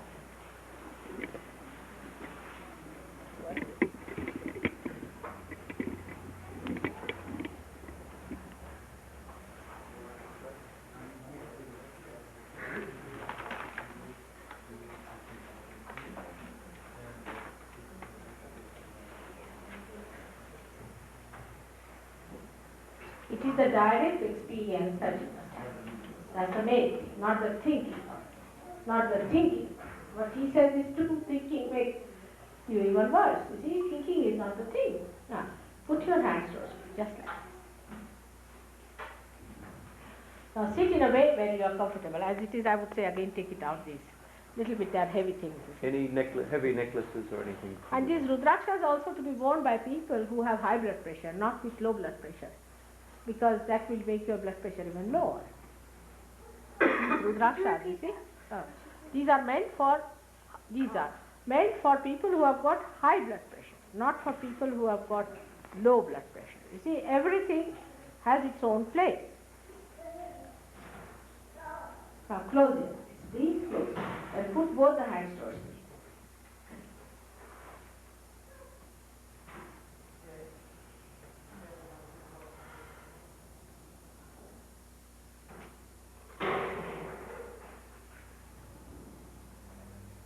Close your eyes, just close it. And don't shake your body. Keep it steady, you have to keep it steady.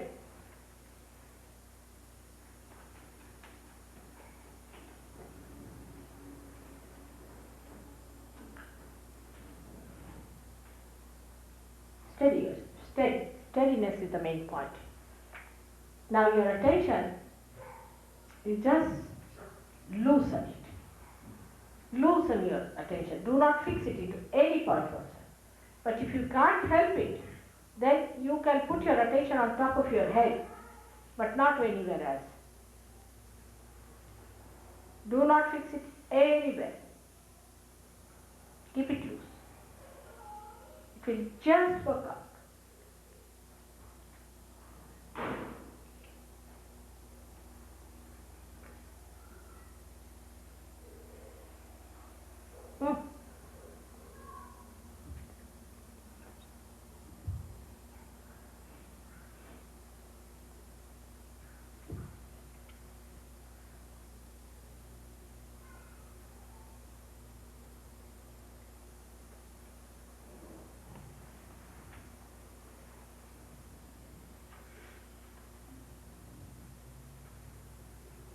Again, put your right hand on your heart.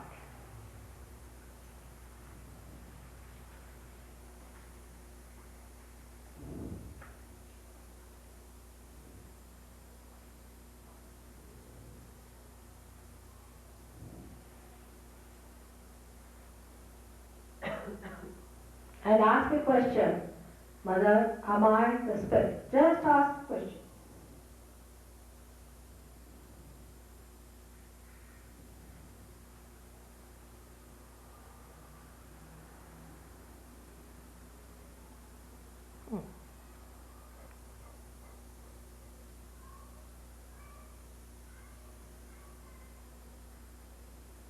Now put your right hand at the base of your stomach on the left hand side. It's the Swadhisthana chakra on the left hand side. Is just on the left hand side. It's very important. Now ask the question, Mother, am I the pure knowledge? Or make me the pure knowledge. Just say, Mother, make me the pure knowledge. You are.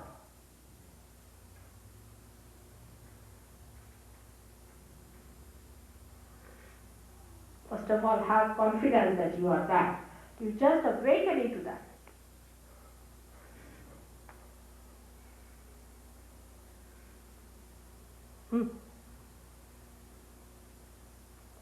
Now, go little higher in the stomach, above the ocean of the spleen. So you know that?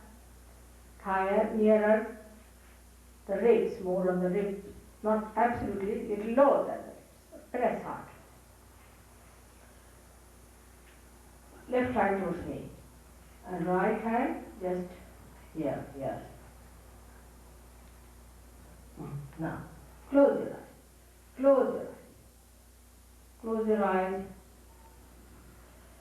And say, Mother, make me my own guru. Your own guru. Your own master. Make me my own guru.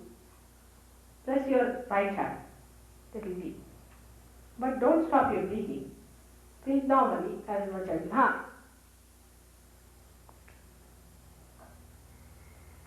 This you have to say 10 times.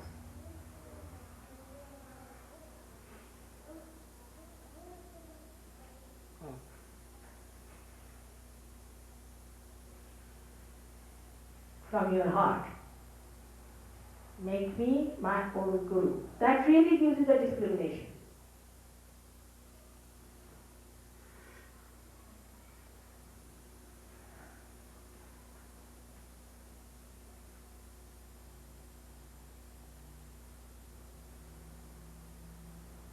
Now raise it higher, put it at your heart level.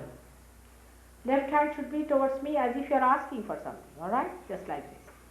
Straight hand. Now at the heart point, just say, Mother, am I the spirit? Ask me,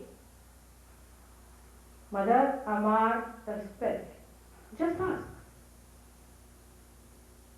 Most of you will get cool breeze at this point. 10 times again.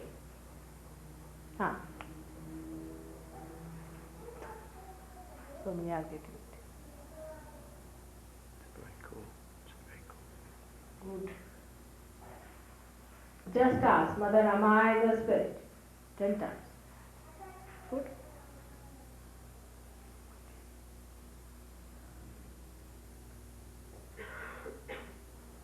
Without feeling guilty, again, I should say first of all, say I am not guilty, is better. Put your right hand higher on the neck, on the left hand side, on the neck. This is the left issue. Now just say, Mother, I am not guilty. Say it again 16 times because you people are really a very bad issue. I was clearing yesterday till 2 o'clock in the night your left issue. What is there to feel guilty, my children? What harm have you done? Have you killed somebody? What have you done? Why are you so guilty? Go on saying, Mother, I am not guilty at all. Your confidence is not there.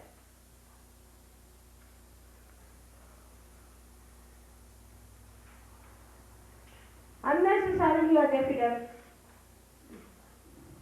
That's right. Left side, yeah. Just not to be guilty at all, alright? Now if you feel guilty, you are punishing yourself for nothing at all. Why are you punishing yourself? Just say, Mother, I am not guilty. Put your right hand here. Close your eyes properly, put it down here. See, there must be a kind of a lump of your so-called guilt. All myth. It's all mythical. It's a very, very big myth you are carrying on and feeling sorry and suffering. What is there to suffer?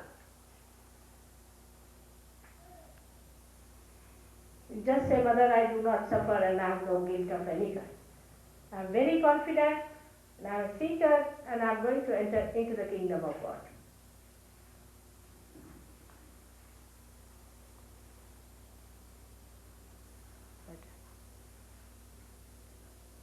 Still there, still there, still there. I don't know how many years you have been doing that. Don't be guilty about anything. Whatever you have done is nothing. I'm talking about the ocean of love, the ocean of forgiveness, the ocean of compassion. And what is your gift? Not even a speck. Well, better now. Now, you can put both the hands towards me. And now say, Mother, I forgive everyone. Actually, Lord's Prayer is the best for this. If you all know the Lord's Prayer and if you can say it thrice, it will work out faster. Will you say that? Let's see. Our Father, who art in heaven, hallowed be thy name. Thy kingdom come, thy will be done, on earth as it is in heaven. Give us this day our daily bread, and forgive us our trespasses, as we forgive those who trespass against us. And lead us not into temptation, but deliver us from evil. For thine is the kingdom, the power, and the glory, forever and ever. Amen. Again. Our Father, who art in heaven, hallowed be thy name. Thy kingdom come, thy will be done, on is in heaven. Give us this day our daily bread, and forgive us our trespasses, as we forgive those who trespass against us. And lead us not into temptation, but deliver us from evil. For thine is the kingdom, and the power, and the glory, forever and ever. Amen. Our Father, who art in heaven, hallowed be thy name. Thy kingdom come, thy will be done, on earth as it is in heaven. Give us this day our daily bread, and forgive us our trespasses, as we forgive those who trespass against us. And lead us not into temptation, but deliver us from evil. For thine is the kingdom, the power, and the glory, forever and ever. Amen. Now ask for your realization. You have to ask. I cannot just give you without your asking. As I said, your freedom is the most important. You have to ask. Put your both hands towards me and say, Mother, please give us our realization. Or you can say, please give me my realization. You have to ask for it.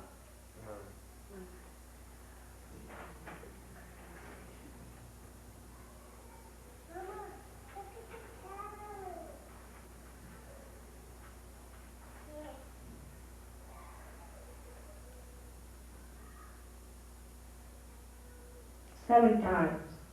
There are 7 chakras. Just ask for your realization. It is your right to ask. It is your right to ask.